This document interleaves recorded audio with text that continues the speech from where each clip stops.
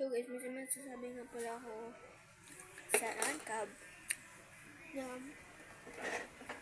magsasabihin din po ako sa candy katulad nito. Masasabi ko po sa candy na wag na lang po pakalman si Mitch, pati si Miles, si Angel, at si Cassie, si Ella at si Hailey, and si Brion at si Yana. Wag na lang kung pakalaman ang love team nila kung mag-ano lang po kayo sa Rancab kasi po nakakainis din naman po kasi na yung candy na dating favorite ko ngayon magiging hater ko. Yan po. Candy as in candy na favorite ko ngayon magiging hater ko. Gawa lang sa candy dyan. Ate Mitch at Kuya Miles. Sana po mapansin niya po. Meron din naman po sina Kuya Miles at Ate Mitch, Ate Angel, Kuya Cassie, and Kuya Brion, Kuya Hailey, at si Ate Yana, at si Ate Ella. Kung gaganyanin nyo lang po mga candies, ay umalis na lang po kayo sa Rancab. And kung gusto nyo pong manalo sa dance showdown nyo po sa mall po ba yun? Kung sa mall po, okay na. Kung ano lang po, sana po matalo na ang mga candy para kung ano man mangyari ay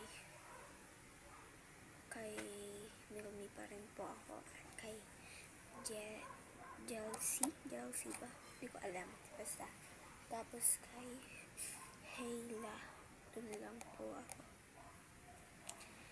At ayaw ko po sa mga pabida na katulad po ng candy.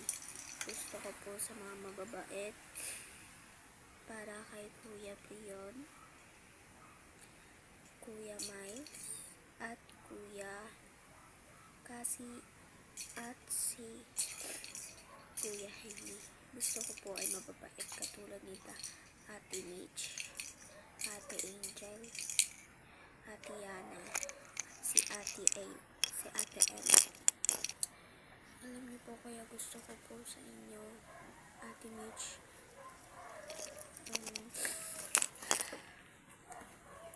dati pa po ako nanonood sa inyo. Bata pa po ako, mga 4 years old. Ako po ay 11 na ngayon. So, 7 years na po kasi inyo nanonood.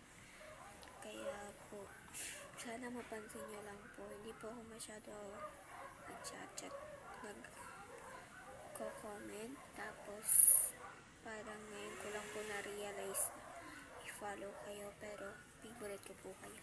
I'm so proud of you po. Kasi po, napakalalakas nyo. At kung inaaway man kayo ng mga candy, ganito lang po masasabi ko. Pag hindi nyo pa inano yan, pag hindi pa kayo umalis dyan mga candy, charis, ganito mangyayari sa inyo. First the candy. Yan. Ganito po.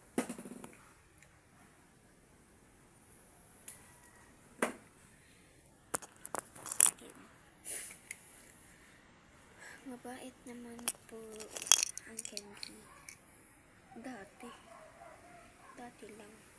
Pero ngayon, hindi na. Kaya po, shopping na lang po kayo kung mapapanood po ito sa account ko.